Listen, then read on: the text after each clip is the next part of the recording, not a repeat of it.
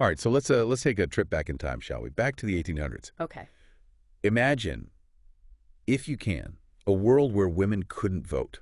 They Mm. couldn't own property, and their lives were pretty much Yeah. well expected to Yeah. revolve around being wives and mothers. Yeah. Hard to believe, right? It's a different world. Yeah, but that was the everyday reality for women like Elizabeth Cady Stanton. Oh, yeah, absolutely. Yeah. A woman who, she dared to challenge those expectations, Yeah. to fight for something better. A more just society, a more equitable society. Yes, exactly. And her story, Mm-hmm. it's so fascinating how it's woven into so many key moments in American history. Yeah, and it's not just about women's rights, is it? No, it's so much bigger than that. You're talking about the whole social and political landscape of the 19th century. Absolutely. And to really, I think, grasp Elizabeth's journey, Hmm. we need to go back to where it all began, Okay. back to her childhood. She Sure. was born in 1815, Mhm. a time when a woman's role was, very strictly defined. And I find it incredibly poignant, Yeah. actually, Yeah. that her own father, a Mhm. judge, openly expressed disappointment Mm-hmm. that Elizabeth wasn't a boy. It really underscores those deeply ingrained gender expectations of the time, doesn't it? I mean, even among the elite. Yeah. The educated and influential families, that was still the prevailing mindset. So it's no surprise really that Elizabeth, even from a young age, felt this burning desire to prove herself. Yeah. To break free from those limitations that society tried to put on her. It's almost like she took on this unspoken challenge Yeah. to become the son her father had always longed for, Mm. excelling in her studies and then later becoming, this powerful voice for those who were marginalized. I mean, Yeah. I can only imagine the impact that early experience had on her worldview. It's a crucial piece of the puzzle for sure. And you have to remember too, this was a time when social reform movements were gaining real momentum across the United Yeah. States. So you had this rise of public education, for example, Mm-hmm. the fight for humane treatment of people with mental illness. Yeah. And of course the burgeoning temperance movement. It's just incredible how these different threads of social change Mm. were sort of weaving together Yeah. at the same time. And women were playing such an active role in many of them. Oh, for sure. I'm particularly struck by this story of Pennsylvania Hall burning down Oh, yeah.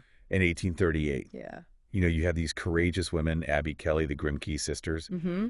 speaking out against slavery, Yeah. and a mob literally sets fire to the building. A powerful symbol of the resistance they faced, wasn't it? But what's even more striking to me is their resilience. Yeah. They didn't let that act of violence stop them. Yeah. They just found another place and they kept going. I mean, it speaks volumes about their commitment to social justice, don't you think? Oh, absolutely. Their determination is truly inspiring. Yeah. But let's circle back to Elizabeth for a moment. She was married to Henry Stanton, right? Yes. A prominent abolitionist. Yes. Did he share her passion for women's rights? Well, that's where things get interesting. So Henry, he was very deeply involved in the fight against slavery, Mm-hmm. but he didn't really extend that same level of passion Right. to women's rights. Okay. In fact, sometimes he even cautioned Elizabeth against, pushing too hard too fast. So even within their own marriage, there was this tension Yeah. between the prevailing social norms and this desire for change. Absolutely. And that tension came to a head in 1840 Right. when Elizabeth and her friend Lucretia Mott traveled to London for the World Anti-Slavery Convention. Yes. That's the infamous convention where they were barred from Yeah. participating simply because they were women. Can you imagine the frustration? Oh, I can only imagine. Traveling all that way to London, ready to contribute to this really important cause, Yeah. and then to be told that their voices didn't matter. Talk about a slap in the face. Yeah. It's amazing how that experience, that infuriating experience, became a catalyst for the women's rights movement in America. It was a pivotal moment. That feeling of exclusion, of being silenced, it really lit a fire in Elizabeth and Lucretia. And it eventually led to the Seneca Falls Convention 8 years later. It's so easy to forget how interconnected all these historical events really were. Yeah, It wasn't just, a random series of happenings. There was a clear cause and effect. absolutely. And speaking of interconnectedness, we can't overlook the impact of the French Revolution of 1848. It sent ripples across the world, inspiring reformers everywhere. I remember reading about Frederick Douglass, the former slave Mm-hmm. turned abolitionist, commenting on the French Revolution's global reach in his newspaper, the North Star. Oh, yeah. And he argued that revolutions could no longer be contained within Right. national borders Yeah. thanks to advancements like steam navigation and the telegraph. It's such a fascinating observation. He understood that ideas and movements Yeah. could now spread faster and with greater influence than ever before. And that newfound interconnectedness played a huge role in fueling the fight for social justice, Yeah. not just in the US, but around the world. It's like the world was shrinking. Yeah, And with it came a growing awareness of injustices and a desire for change. precisely. And right in the midst of all of this, another significant event happened right here in New York.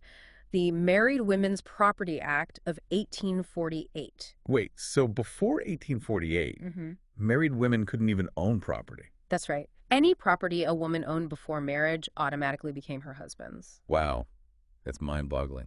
It was a big step forward, though. Yeah? The act granted married women the right to own and control their own property. Okay, so it's a small step, but a significant one. Oh, absolutely. It's like a crack in the foundation of that rigid patriarchal structure. Yeah. It was a huge symbolic victory, even though it was limited in its scope. Some men saw it as the slippery slope, towards women's suffrage, which they were vehemently opposed to. I can only imagine the debates and the arguments that must have raged Yeah. around that act. It must have felt like the ground was shifting beneath their feet. It definitely created this sense of unease among those who clung to those traditional gender roles. But for Elizabeth and her fellow reformers, it was a beacon of hope, wasn't it? It was a sign that change was actually possible. And just a few months after that act passed, Elizabeth and her friends, they had that fateful tea party at Jane Hunt's house, Right. which is where the idea for the Seneca Falls Convention was born. Exactly. It's like all these events, Elizabeth's upbringing, her experience in London, the social reform movements, the French Revolution, even the Married Women's Property Act, they all came together to create this perfect storm. It's almost as if history itself was conspiring Yeah. to push Elizabeth and her fellow reformers towards this pivotal moment. Mm-hmm. I'm eager to hear all about that tea party Yeah. and how they planned this groundbreaking convention. Right. But I have a feeling we'll need to save that for the next part of our deep dive. Absolutely. Welcome back to our deep dive into Elizabeth Cady Stanton and the Seneca Falls Convention. So last time we left off with Elizabeth and her friends, Yes. kind of brewing up more than just tea at Jane Hunt's house. Right. They had a lot on their minds, that's for sure. And they had just 2 weeks. 2 weeks. 2 weeks. That's crazy. To pull off the first women's rights convention in America. I could barely, plan a dinner party in 2 weeks. Right. What were they thinking? I know, it's wild. But they had this incredible sense of urgency, Yeah, Lucretia Mott, she was only visiting from Philadelphia. right.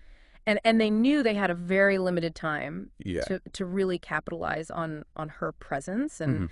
and the momentum from the Married Women's Property Act. Yeah. I guess when you feel that strongly about something, you just, You make it happen. you find a way. You find a way. Yeah, absolutely. But still, I mean, the logistics must have been daunting. Oh, I'm sure. Did they, have a team of event planners back then? Not quite. They relied on their own network of friends and supporters, Oh. spread the word through letters and word of mouth and local newspapers. Wow. A real grassroots effort. It really was real grassroots. So for the speaker lineup, Yeah, who did they manage to snag? besides Lucretia Mott, of course, Yeah, of course. and they reached out to some prominent figures in the abolitionist movement, Oh, like the Grimke sisters, oh, right. Angelina and Sarah, The Grimke's, yeah. who were, also very strong advocates for women's rights. Oh, they were known for their powerful speeches against slavery, Yes, even facing down angry mobs in the South. that's right. I mean, their presence at the convention would have been huge. It would have been, but unfortunately, they weren't able to attend. Oh, We don't have any records that explain why, okay. but it is a reminder that even, the best laid plans Yeah. can sometimes go awry. That's true. Life happens even to revolutionaries. It does. But they did manage to secure one very important speaker, Frederick Douglass. Absolutely. Yeah. Douglass was a former slave, as you know, and had become a leading voice in the abolitionist movement. Mhm. And his newspaper, the North Star, was a platform for advocating equality across the board, Yeah. including women's rights.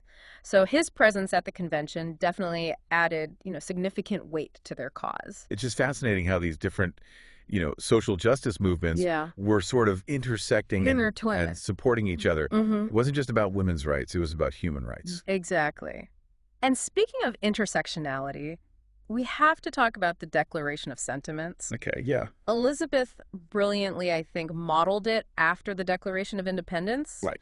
But instead of grievances against King George, she listed grievances against men in general. That's genius. Right. Okay, so what kind of grievances are we talking about here? Okay, well, they covered a wide range of issues. Okay. The lack of educational opportunities for women, Right. their exclusion from the workforce, Yeah. the fact that they had no legal rights to their own children or property. It's amazing, when you look back and see how much progress has been made. Oh, absolutely. But it's also, I think, a reminder of how far we still have to go in some areas. It's a journey, not a destination. Exactly. But Elizabeth, she was a bold revolutionary. Yeah.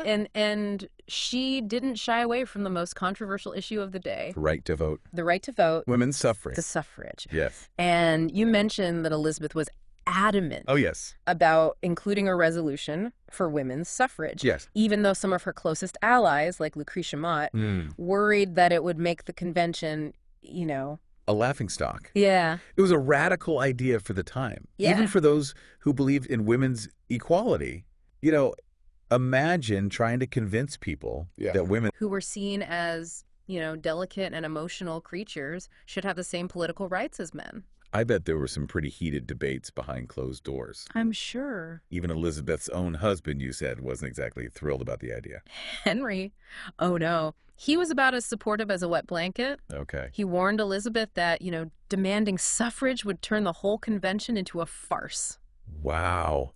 Talk about a lack of support from your own spouse. Right. It's a good thing Elizabeth was so strong-willed and determined.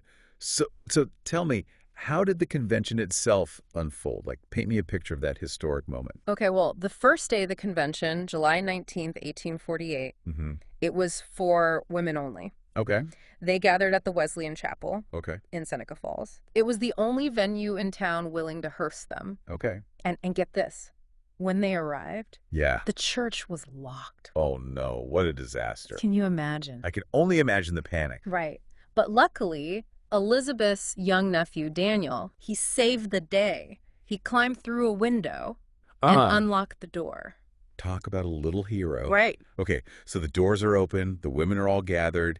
The anticipation must have been incredible. I'm sure it was, yeah. What happened next? Well, Elizabeth, despite feeling, a bit nervous, I'm sure, she stood up and she read the Declaration of Sentiments, Okay. outlining their grievances and the resolutions they proposed. It must have been amazing to hear those words spoken aloud for the first time. It was a powerful moment. Yeah. And most of the resolutions, like, the ones calling for equal educational opportunities and property rights, they passed without much debate. Okay. It's clear that the women in that room felt this shared sense of injustice Yeah. and this longing for change. But the suffrage resolution, that's Yeah. the one that really stirred things up. That was the line in the sand. Yeah. And even some of the women who supported the other resolutions, they hesitated when it came to voting. Right. It seemed too radical, too far-fetched. It's interesting how even those who were fighting for equality had their own kind of internalized limitations, Yeah. shaped by the very society they were trying to change. Absolutely. It's a reminder that progress isn't always linear, is it? No. It's messy, it's complicated, and it often involves challenging not just, external forces, but our own deeply held beliefs. But Elizabeth wasn't about to back down. I mean, she saw suffrage as the key Oh, yeah. to unlocking all other rights for women. It was fundamental. So how did she manage to sway the convention in her favor? Well, this is where Frederick Douglass really steps in. He delivered this incredibly powerful speech, Okay. arguing that denying women the right to vote was a blatant injustice. And that true equality could only be achieved when women had a voice in the political process. Well, it must have been an incredible moment. I'm sure. Two powerful voices Yes. united in their fight for equality, challenging a room full of people to rethink their deeply held beliefs. I mean, I bet the energy was palpable. Oh, I bet. You can almost feel it through history, can't you? Yeah. And it worked. The suffrage resolution passed, marking a significant victory for the women's rights movement. That's amazing. Yes. But the convention wasn't over yet, right? No. What happened on the second day? Okay, so the second day of the convention rolls around. Right. And this time, it was open to everyone, Yeah, men included. men included. That must have been interesting. I bet. I Yeah. bet that was pretty interesting to see. Oh, yeah. So they read the Declaration of Sentiments again, Yes. and I'm guessing the suffrage resolution probably caused another round of debate. You know it. But Elizabeth was ready this time. Okay. She had found her voice, her confidence, Mhm. and she defended the right to vote with even more conviction than before. I bet she was on fire. Oh, I'm sure she was. I mean, that takes guts to Yeah. stand up there and challenge centuries Right. of ingrained beliefs about a woman's place in society. It does, and her passion was contagious, I think. Yeah. Even some of the men who came in skeptical Yeah. started to see the logic in her arguments. Well, she had Frederick Douglass on her side, Right. and he was a force to be reckoned with when it came to advocating for equality. No, absolutely. Did they manage to win over the crowd again? They did. The suffrage resolution passed again, Wow. cementing its place in the convention's final declaration. That's incredible. It was a monumental victory, Yeah. a real turning point in the fight for women's rights. Talk about a mic drop moment. Right. But I'm curious. Yeah. What happened after all the confetti settled? Like, did the Seneca Falls Convention spark immediate change? Not exactly. It was more like planting a seed Okay. that would take time to grow. But that seed grew into a movement. Right. News of the convention spread Yeah. and inspired women all over the country to hold their own conventions Wow. and demand equal rights. So Seneca Falls was just the beginning. Good beginning. Yeah.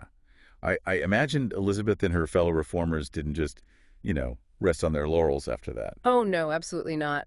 The fight for suffrage was a long and hard one, Yeah. filled with setbacks and disappointments. But Elizabeth was in it for the long haul. She traveled the country, giving speeches, writing articles, organizing campaigns. Talk about a powerhouse. Yeah. I bet they faced a lot of pushback along the way, though. Oh, of course. What were some of the arguments against women's suffrage? Well, you name it, they heard it. Some argued that women were too emotional to vote, Okay. that they would be easily swayed by their husbands, or Yeah. that they should just, focus on their domestic duties instead of meddling in politics. It's amazing how those arguments were used to try and justify keeping women out of the political arena. I know, it seems absurd now, doesn't it? It really does. But those were the prevailing beliefs at the time. And it took decades Yeah. of tireless advocacy to chip away at them. And amidst all of this, Elizabeth and Susan B. Anthony teamed up to Yeah. form the National Women's Suffrage Association, right? Exactly. A match made in activist heaven. Yeah. Elizabeth, she was the brilliant writer and strategist. Mm. And Susan, the master organizer and public speaker, they were an unstoppable force together. What a dynamic duo. But even with their combined forces, it still took another 72 years Right. after Seneca Falls for women to finally win the right to vote. It did. It was a long and hard-fought battle, but they never gave up. Yeah. And their persistence, their unwavering belief in the equality of women, it paved the way for generations to come. So what does this all mean? Why should we care about Elizabeth Cady Stanton and her story? Because her fight for equality is our fight, too.